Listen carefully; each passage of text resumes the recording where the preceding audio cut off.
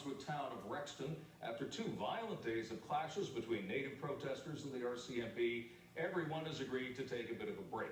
The main issue remains, however, and that is fracking for natural gas.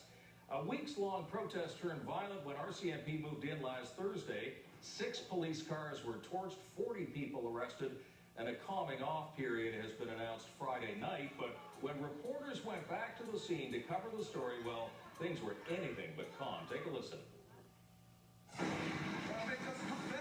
No, you don't lie. Okay. Out of here right now before I seize that, and that's cold word up. Well, joining us now from New Brunswick is Global News journalist Laura Brown. She's been covering this story and was in the middle of all of that yesterday. Laura, we just saw some people threatening the media, presumably you, telling them to leave. Tell me what happened next after what we just saw. Well, Tom, after what you just saw, the protesters, very angry, and my dad came over to each of our vehicles, told us to get out, said that they were seizing our vehicles, told me that that my vehicle and my camera gear were now in their possession. They threatened me and were rather scary, to say the least. So when I did get out of my car, I told them not to hurt me. I said I didn't mean to do any harm. We were just trying to cover the aftermath of these protests. And they definitely wouldn't have that. They were very angry. They told me to start walking, that they were seizing my vehicle.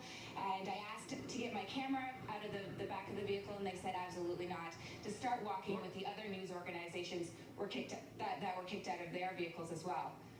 Laura, did you feel physically threatened at any time? Did you worry for your own personal safety?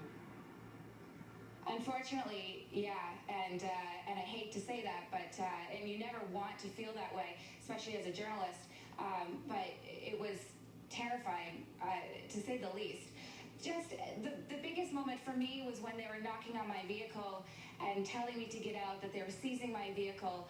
And when I actually got out, I was quite worried that they were going to do something. And unfortunately, this was just 3 or 4 people. It should not blanket everybody else. That has been entirely peaceful while we've been covering this shale gas movement the past couple of months.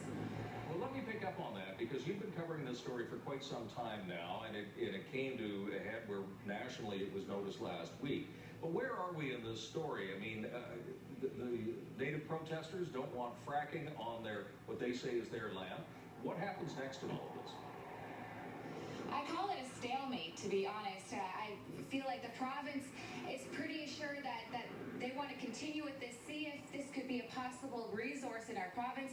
But then you've got SWN Resources, who have also said, we want to continue. We believe there's this can be a resource in New Brunswick. And then you've got protesters who are saying, absolutely not.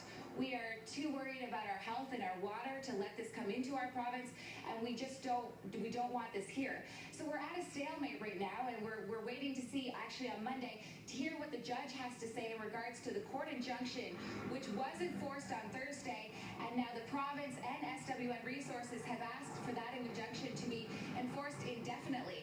So that would mean that protesters could no longer be along Route 134 in Rexton.